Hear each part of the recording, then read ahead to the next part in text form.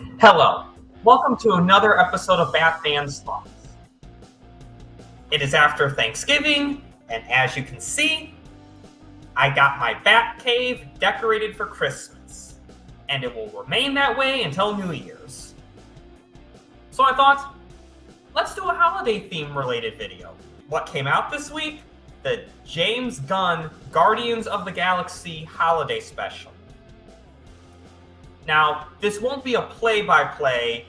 I'm just going to give a brief synopsis, talk about what stood out to me, and there will be spoilers, so be warned. But basically, the main plot is that Drax and Mantis find out about how Yondu ruined Christmas for Peter Quill as a kid.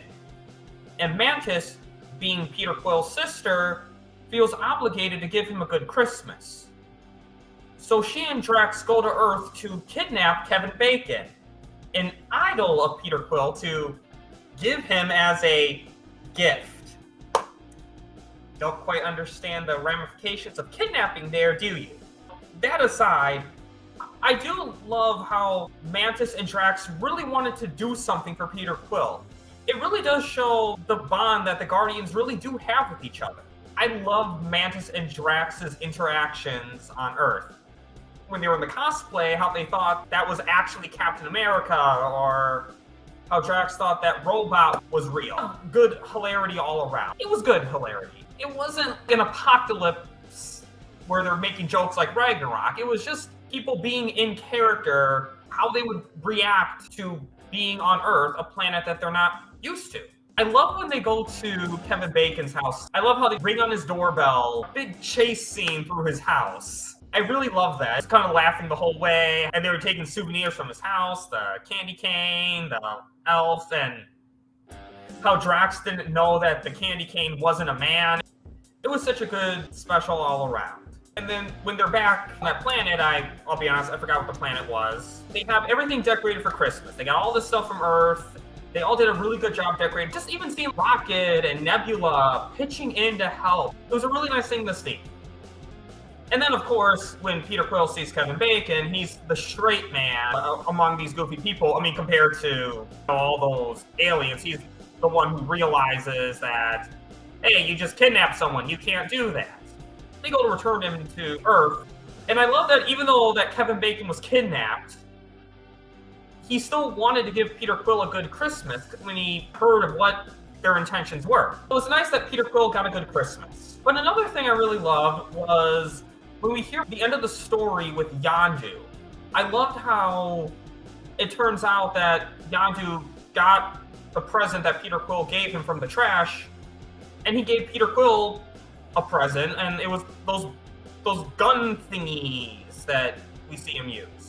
And one thing it does really well is it shows that Yondu did have this soft side. The same thing that Guardians of the Galaxy 2 showed is that even though Yondu seems like an ass, is that he really did genuinely care for Peter Quill. And I really loved seeing that other side of Yondu.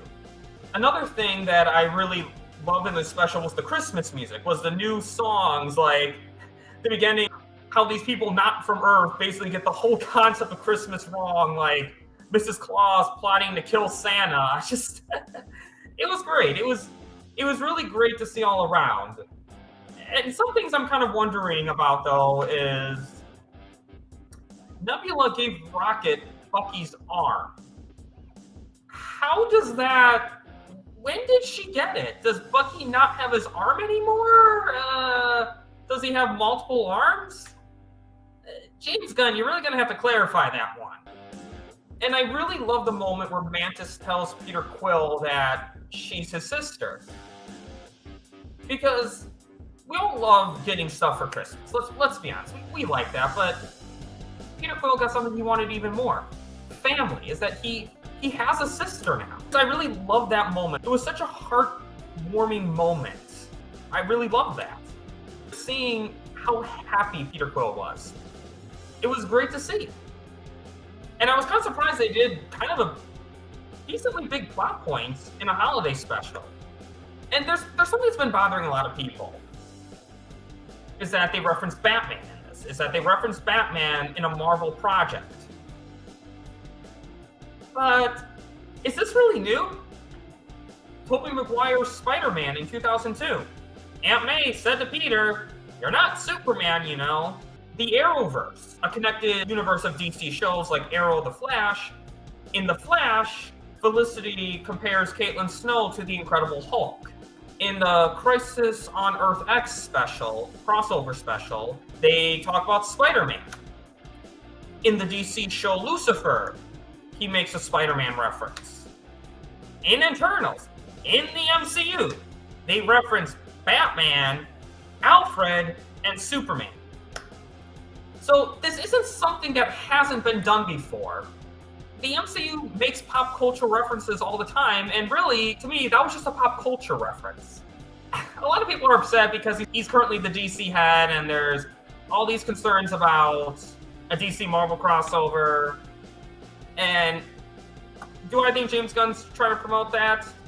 Yeah, I'm pretty sure he is, but I'm not really looking at that particular reference as anything more than just a reference to pop culture. And one thing that was nice that we saw Groot grow a little bit is that he's no longer a kid, is that he's actually becoming more of an adult. So overall, I thought it was a pretty fun, cute holiday special. It really fit Guardians of the Galaxy really well. Humor really works for them. There wasn't a moment where I was like, you need to be serious, or the humor felt out of place. It was just a really great holiday special all around. I highly recommend you check it out. Honestly, I'm going to give this one an 8.978234. It was good. I really liked it. Have you seen the Guardians of the Galaxy holiday special? Let me know. Comment below. Do you agree, disagree? Let me know. And please, like, share, subscribe. And lastly, have a bat-tastic day.